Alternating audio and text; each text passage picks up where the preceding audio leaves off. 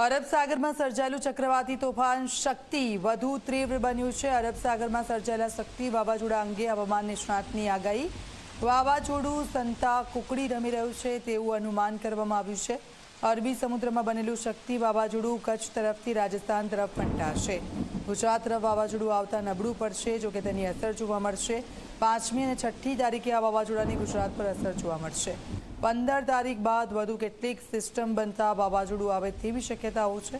ગુજરાતમાં ઉત્તર સૌરાષ્ટ્ર અને કચ્છમાં મધ્યમ વરસાદની આગાહી છે, તો ઓક્ટોબરના પહેલા સપ્તાહમાં ચોમાસું મોટાભાગના જિલ્લાઓમાં વિદાય લેશે। 8મી ઓક્ટોબરે દ્વારકા, જામનગર, પોરબંદર, સુરત, નવસારી, વલસાડના માધ્યમથી ભારે વરસાદની શક્યતાઓ વ્યક્ત કરવામાં આવી છે। માછીમારોને હાલમાં વાવાઝોડાની અસરથી ઉત્તર સૌરાષ્ટ્ર તરફ વાદળભર્યું વાતાવરણ।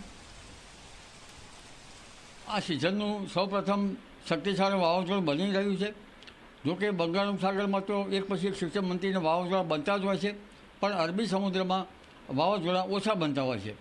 આમ છતાં આ સિસ્ટમ લગભગ એન્ટી સાયક્લોનના કારણે ઓમાન તરફથી રિકવર થશે અને રિકવર થવાના સાથે સંતા કુકડી રમવાની શક્યતા છે। વાવાઝોડા અંગે નક્કી કંઈ કહી ન શકાય એનો ટ્રેક શું હોય। આમ છતાં આ વાવાઝોડાની અસર પ્રથમ દક્ષિણ પશ્ચિમમાં રહેવાની અસર થશે અને કેટલીક અસરના કારણે લગભગ મુંબઈ, મહારાષ્ટ્ર ભાગોમાં ભારે વરસાદ થવાની શક્યતા રહેશે। દક્ષિણ ગુજરાતમાં પણ વરસાદ થવાની શક્યતા રહેશે।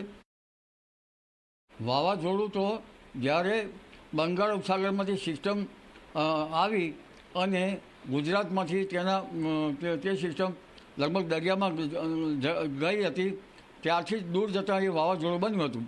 પણ શક્તિશાળી વાવાઝોડું લગભગ ઓમાન તરફ ફંટાયું હતું, પરંતુ આ વાવાઝોડું ફંટાયા પછી સિવિયર બન્યું અને આ વાવાઝોડું હવે સિવિયર બની હવે ગુજરાત તરફ આવી રહ્યું છે। પરંતુ ગુજરાત તરફ આવતા એ લો પ્રેશરમાં તબદીલ થઈ શકે છે, નબળું પડી જશે।